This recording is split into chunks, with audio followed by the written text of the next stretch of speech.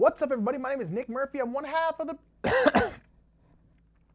that again. 3, 2, 1, bro.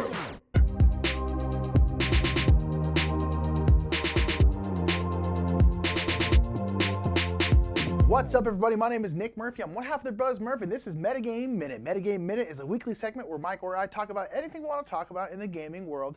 Today I want to talk about something pretty small, but it's something that I've kind of realized has started to change my mind on recently, and that is having bits as resources versus having some kind of resource tracker or dial or something like that. Basically what it comes down to is, say a game, you get corn or you get silk or stone or wood. And a lot of games, most games I would say, have bits. They have little brown cubes or little pieces of wood or little stone pieces or something like that. And you gather them as you get them and then you spend them and turn them back in. But there's some games, and I feel like more games, or maybe just more games that we've played, that have trackers instead of bits. So if you have you have a tracker on the side of your player board, and that will have a stone piece and a wood piece, and basically you move it up and down as you use stuff. If you get 5 stone, you move your stone thing 5 spaces up. As you use stone, you just move it back down, and it basically eliminates the need for bits. This happens in Caverna Cave vs. Cave. Caverna is a massive game. It's got so many different pieces and bits of wood and all this kind of stuff. But then Caverna Cave vs. Cave, which is the 2-player version, has a whole bunch of different resources, but it just is all on one track, and you just kind of track it up and down like that. A lot of Uwe games do that as well. Fields of Arl just has tracks that go up and down.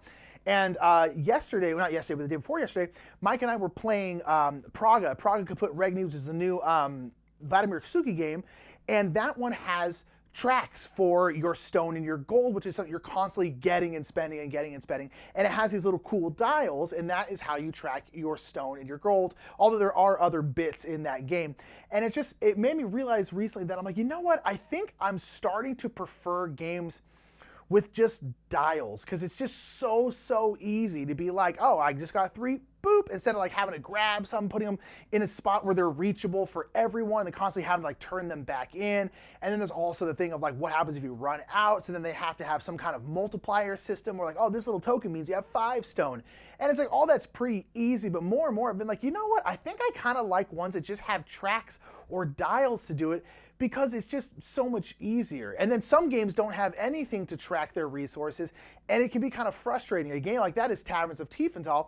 Taverns of Tiefenthal is a kind of a deck building game, and you are running a tavern, but you can essentially during each round get gold and beer, and you can't really hold over much gold or beer each round. You can hold over a little bit, but not much. So basically it's kind of use it or lose it in that round. The problem is in the round, at least for me, I always have a hard time keeping track of how much gold and beer I have. I'm wait, how many did I have? How many did I have? And it would be so nice to have some kind of little tracker or dial so that you can just track it in the round to make sure you don't accidentally spend too much or forget that you have some.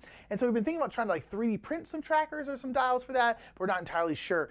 But yeah, this is something that we've just been thinking about a lot lately, especially as we played Prague a couple times now. We'd be man, I think I really like ones with just a dial or some kind of tracker instead of actual bits. As much as I love a game with a lot of bits, they're kind of unwieldy, yeah, and so it just kind of popped in my head. So I was you know what, let's see what everyone else thinks. What do you think? Let me know down in the comments below. Do you want a game to have a ton of different bits? Would you rather have trackers? Would you rather just, because it's so cool to have oh, this is the corn and this is the stone and this is that. And so it does take away from some of the table presence, but it definitely makes it a lot more usable, probably. I don't know. Let me know down in the comments below what you think about this, because it's just something that, weirdly enough, I've been thinking about a lot in terms of gaming. That's what's so great about Metagame Minute. Sometimes it's really big ideas and all-encompassing about the gaming industry as a whole, and sometimes it's hey, do you want dials or do you want bits? Let us know. Let us know down in the comments below. And until next time, whichever one you like, remember, the more meta, the more better. Thank you so much for watching that quick Metagame Minute. If you want to check out Mike's Metagame Minute from last week, it'll be that video up there. That video down there will be some video that YouTube thinks you'll like. Trust the robots or not, who knows? And while you're here, make sure to subscribe, give this video a like and a share, discuss down in the comments, and we'll see you later.